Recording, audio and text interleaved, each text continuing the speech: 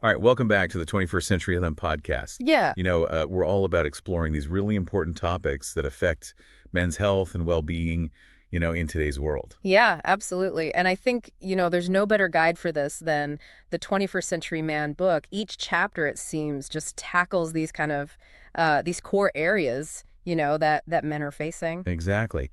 And, speaking of core areas, today we're diving deep, no pun intended, into chapter 33, which is all about weight loss strategies. Yeah, I think for a lot of guys out there, this is going to be a really, really relevant chapter. I think so too. I Oh, mean, who hasn't struggled with weight at some point, yeah, right? it's a pretty universal challenge. And what's interesting is this chapter really cuts through a lot of the noise, all the fad diets and the quick fixes that you see out there. Right, right. It goes straight to the science and it presents, this really clear, evidence-based approach to losing weight and just as importantly, keeping it off. Yeah, and all of this is guided by a real expert in the field, Dr. Peter Vash.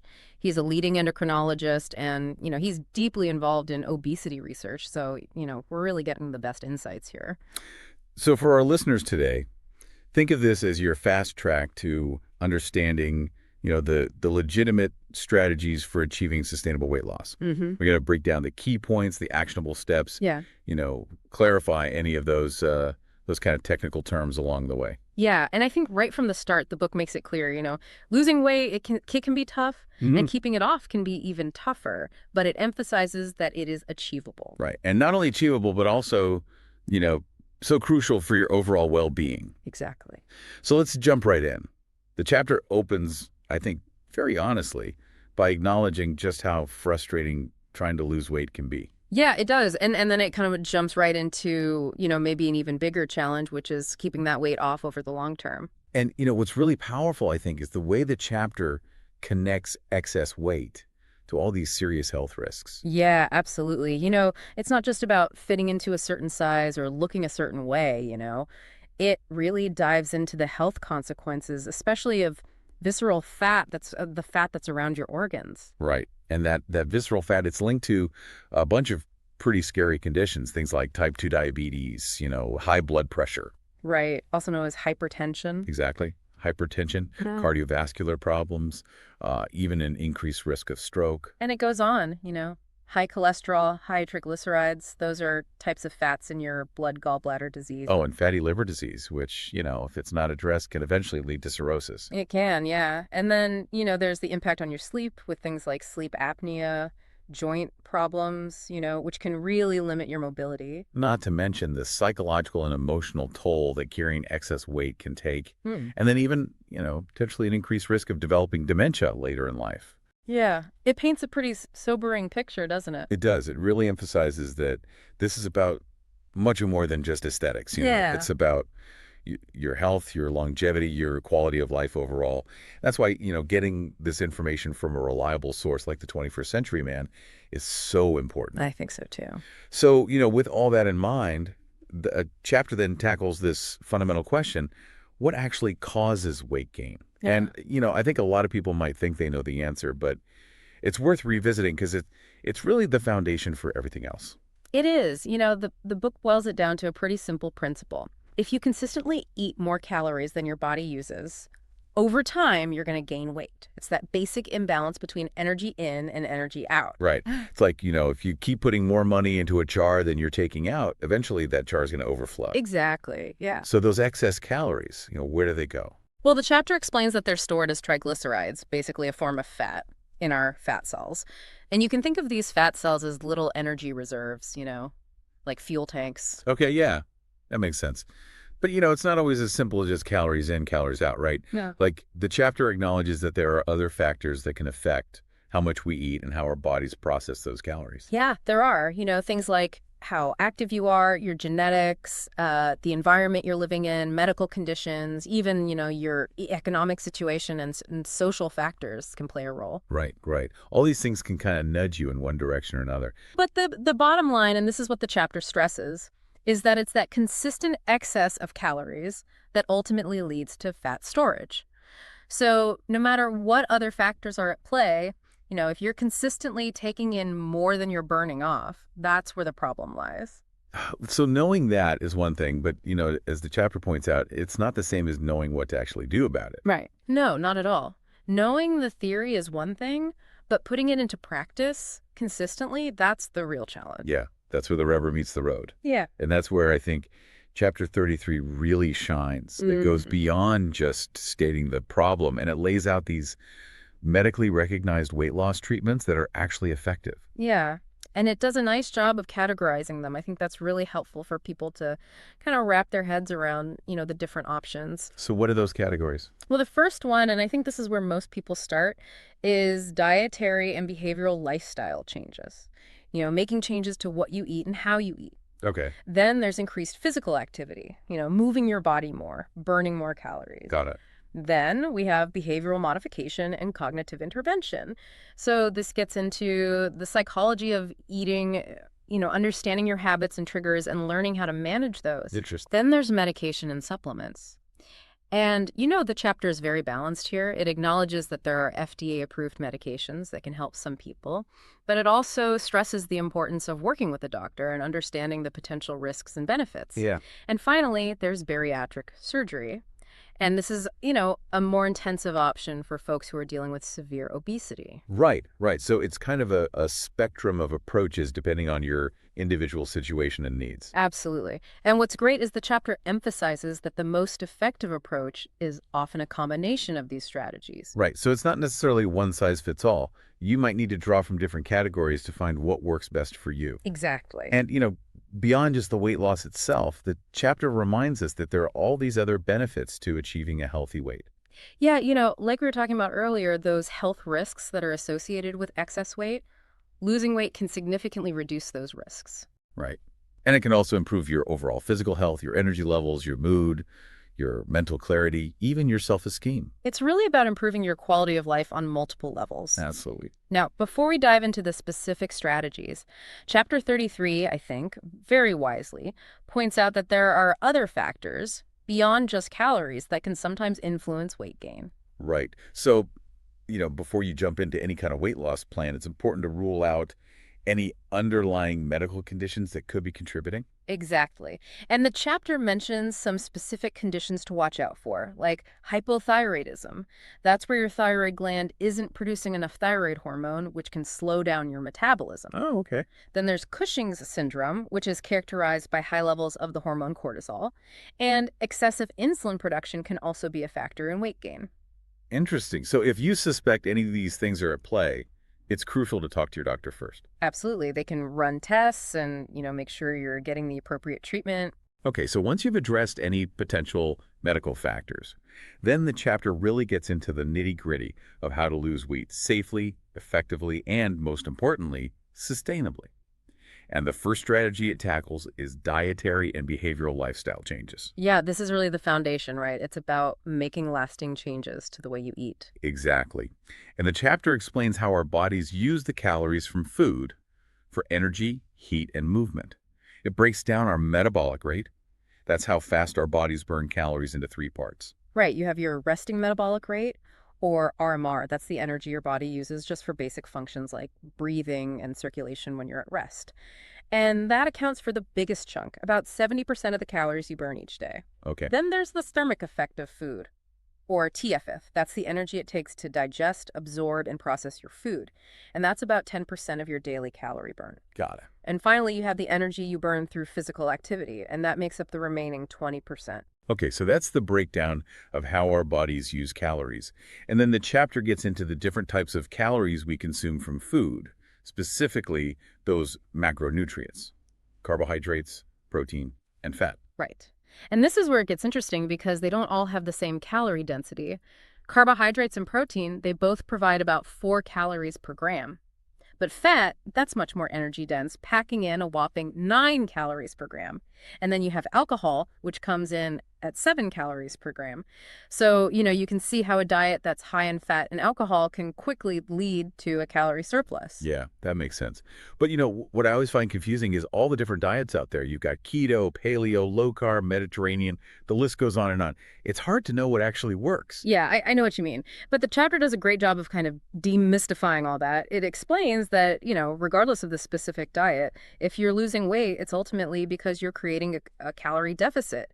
You're eating fewer calories than you're burning. Oh, okay. So it's not about the specific foods necessarily, but about the overall calorie balance. Exactly. And the chapter even cites research showing that, in the long run, different diets tend to produce similar weight loss results as long as the calorie intake is the same. Wow, that's really interesting. Yeah. So what really matters is finding a way of eating that you can stick with, that you can make a part of your lifestyle. That's what the chapter calls adherence.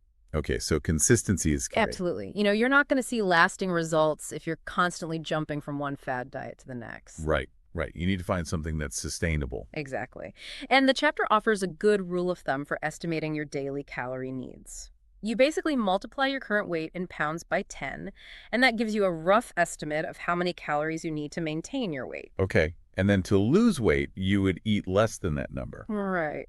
The chapter suggests reducing your daily intake by 500 to 1,000 calories to create a safe and gradual weight loss of about 1 to 2 pounds per week. So that classic idea that 3,500 calories equals 1 pound of fat. Exactly. Okay, so we've got the calorie basics down, but what about the actual foods we should be eating? Well, the chapter recommends a diet that's rich in fruits, vegetables, and fiber. It also emphasizes the importance of lean protein sources like fish, poultry, beans, and tofu. And it suggests reducing your intake of refined sugars, processed foods, and unhealthy fats. Right, so it's basically a balanced whole foods approach. Yeah, exactly. And it specifically mentions the Mediterranean diet as a good model to follow. Oh, I've heard good things about that. Yeah, it's been shown to be really healthy and effective for weight management. So what are some of the key principles of the Mediterranean diet? Well, it emphasizes eating plenty of fruits, vegetables, whole grains, and legumes. It also includes healthy fats like olive oil and avocados, and moderate amounts of fish, poultry, and dairy. And it limits red meat, processed foods, and sugary drinks. Okay, so it's all about choosing those nutrient-rich foods that are naturally lower in calories. Exactly. And the chapter also highlights the importance of mindful eating habits. Oh, interesting. What does that mean? Well, it means paying attention to your food when you're eating it, savoring the flavors, and eating slowly so you can recognize when you're full. Okay, yeah, that makes sense. It's easy to kind of mindlessly overeat when you're not paying attention. Exactly. And the chapter also recommends eating at regular times, avoiding snacking between meals, and limiting those late night cravings. Right, so it's about establishing those healthy habits and routines around food. Absolutely. So that's the dietary side of things. Now, what about exercise? Well, the chapter recommends aiming for at least 300 minutes of moderate intensity physical activity each week. Okay, so that's about 5 hours. Right. And it distinguishes between aerobic exercise, which is things like running, swimming, or cycling, and anaerobic exercise, which is more like strength training or weightlifting. So what's the difference in terms of weight loss? Well, aerobic exercise is really effective for burning calories during the activity itself.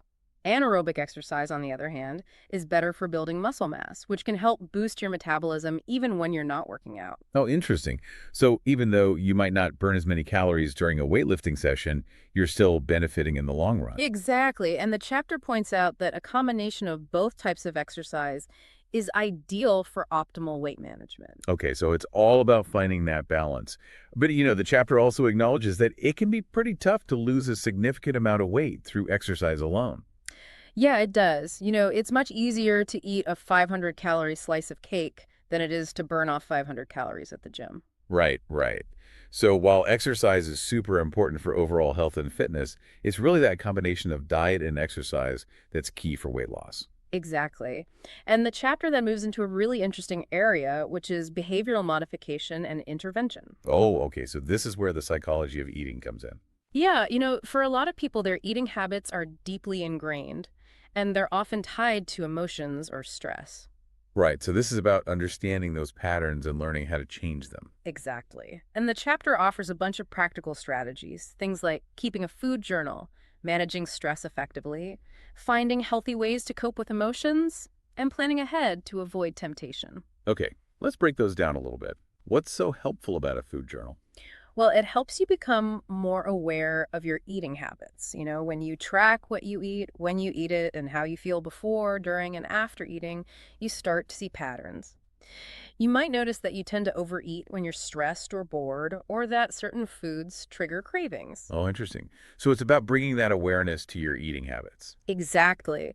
And once you're aware of those patterns, you can start to develop strategies to change them. So, for example, if you notice that you tend to snack a lot when you're watching TV, you could try having a healthy snack prepared beforehand or finding something else to do with your hands. Exactly. Or if you realize that you're eating out of boredom, you could find other ways to occupy your time, like going for a walk or calling a friend. Okay, that makes sense. And what about stress management? How does that tie into weight loss? Well, when we're stressed, our bodies release hormones like cortisol, which can increase appetite and cravings, especially for sugary and fatty foods. So, finding healthy ways to manage stress, things like exercise, meditation, or spending time in nature, can help reduce those stress induced cravings. Yeah, that's so true. When I'm stressed, I definitely reach for the comfort food. Yeah, it's a common reaction. But the key is to find those healthy alternatives that can provide comfort without sabotaging your weight loss efforts. Right, right. And the chapter also talks about contingency management and stimulus control. What are those? Contingency management is basically about having a plan for when you're faced with temptation. So, for example, if you know you're going to a party where there will be lots of unhealthy food, you might decide beforehand to stick to just one small plate of food or to bring your own healthy snacks. Okay, so it's about anticipating those challenging situations and having a strategy in place. Exactly. And stimulus control is about managing your environment to minimize temptation. So that might mean keeping unhealthy foods out of the house or avoiding the bakery aisle at the grocery store. Oh, yeah, that's a good one. If it's not there, you can't eat it. Exactly. So we've covered diet, exercise, and behavior modification. Now, what about medication and supplements? Well, the chapter mentions that there are currently 6 FDA-approved weight loss medications on the market. Okay, and these are medications that have been rigorously tested and shown to be safe and effective. Right. And they work in different ways. Some suppress appetite, some block the absorption of fat, and some help regulate blood sugar levels. But the chapter stresses that they should always be used under the supervision of a doctor. Right, because like any medication, they can have side effects. Exactly. And they're not a magic bullet. They work best when combined with lifestyle changes. So it's not a substitute for healthy eating and exercise. No, not at all. And the chapter also touches on weight loss supplements, but it's much more cautious here. Why is that? Well, because the supplement market is largely unregulated, and many of these products haven't been rigorously tested. Right, so it's buyer beware. Exactly. There are some supplements that have shown promise in studies, but it's important to do your research and talk to your doctor before taking anything. Okay, good advice. And then the final strategy the chapter discusses is bariatric surgery. Right. And this is reserved for people with severe obesity who haven't had success with other weight loss methods. So it's a pretty major intervention. It is. But for some people, it can be life-changing. It can help them lose a significant amount of weight and improve their health dramatically. What are some of the types of bariatric surgery? Well, the chapter highlights 2 procedures: Roux-en-Y, gastric bypass, and sleeve gastrectomy. Both of these procedures reduce the size of the stomach, which limits the amount of food you can eat. Okay, so you feel full faster and eat less overall. Exactly. But the chapter emphasizes that bariatric surgery is not a quick fix. It requires a lifelong commitment to healthy eating and lifestyle changes. Right, so it's still important to make those fundamental changes to your habits. Absolutely. And the chapter even recommends connecting with a support group or therapist after surgery to help navigate the emotional and psychological aspects of weight loss. Okay, that makes sense. So we've covered a lot of ground here, but the chapter does a great job of summarizing everything with 5 easy-to-remember strategies for weight loss. Right. And these are really the key takeaways. So what are they? The first is to eat in a structured manner, sticking to 2 to 3 meals per day and avoiding snacking. Okay, so it's about creating those boundaries around food. Exactly. The second is to create a calorie deficit, which means consistently consuming fewer calories than you burn. Right, that fundamental principle. The third is adherence, which means sticking to your chosen plan over time. So consistency is key. Absolutely.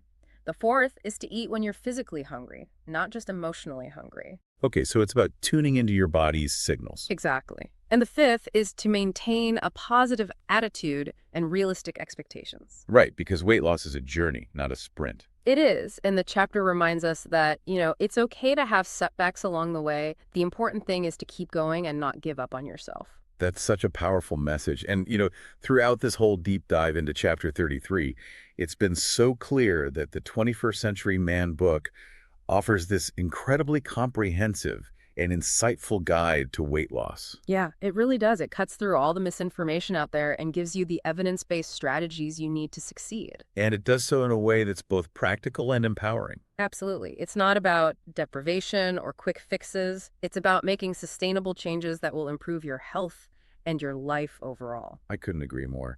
And, for our listeners out there, I highly recommend checking out the 21st Century Man book in its entirety. It's packed with valuable information on all aspects of men's health. It's a great resource. So we hope this deep dive into Chapter 33 has been helpful. Remember, those key takeaways. Create a calorie deficit. Find a plan you can stick with, and focus on making healthy habits a part of your lifestyle. Great advice. And on that note, we're going to wrap up our discussion on weight loss strategies for today. Sounds good. But don't go anywhere just yet. Join us next time on the 21st Century Man podcast, when we'll be exploring Chapter 34, which is all about plant-based nutrition. Should be interesting. I'm looking forward to it. Me too. It's going to be a great one. Until then, take care and keep striving for that best version of yourself. See you next time.